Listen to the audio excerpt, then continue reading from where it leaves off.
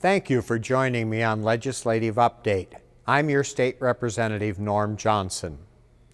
With more than 5,000 people in the 14th District looking for work, the last thing people need to worry about is another tax.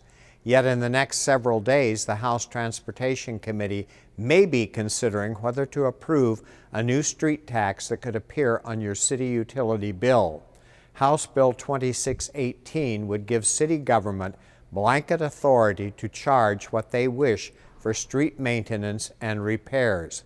If a city decides to impose the tax, those charges would appear on your bill next to the charges for water, sewer, and garbage. The worst part of the measure is that citizens would not be given the opportunity to vote and decide whether their taxes should be raised, and it would be a huge burden on businesses. It would be purely a decision by the city government. We all realize there is a need to replace and repair streets in our communities.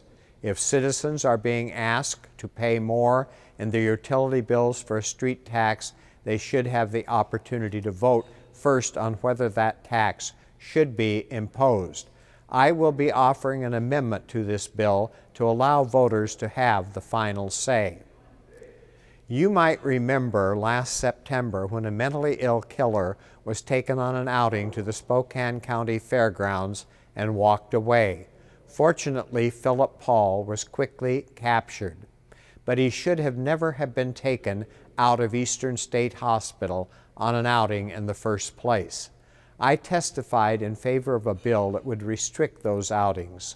One reason I was asked to testify is because I knew Philip Paul's victim. She was Ruth Motley, a well-known and prominent individual in the Yakima Valley. Here is part of my testimony in favor of House Bill 2717. As lawmakers, I believe there is no fundamental duty more important than the protection and the safety of the public. This state failed the victim of Philip Paul when the Department of Social and Health Services took him on an outing during the family day to the Spokane County Fair. Philip Paul, in my opinion, is a dangerous, heartless killer who showed no mercy to his victim. I happen to have been acquainted with that victim. Ruth Motley was a prominent woman in our community. She was known for her kindness and her good works in the Yakima Valley.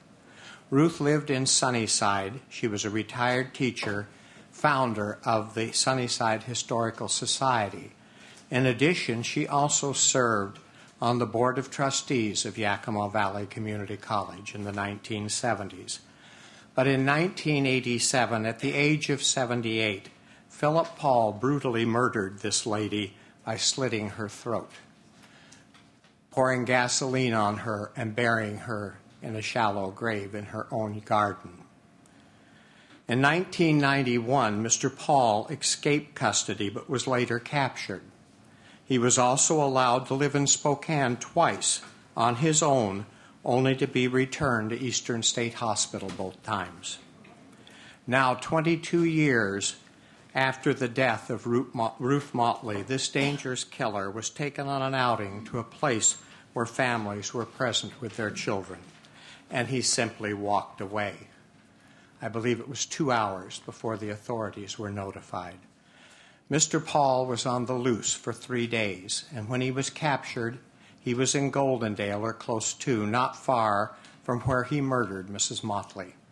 Can you imagine how horrified Ruth's family must have been? Madam Chair, this should have never happened, and we can never let it happen again. It is my hope that in memory and respect of Mrs. Motley, the legislature will pass this bill. Thank you again for joining me on Legislative Update. I'm your State Representative, Norm Johnson.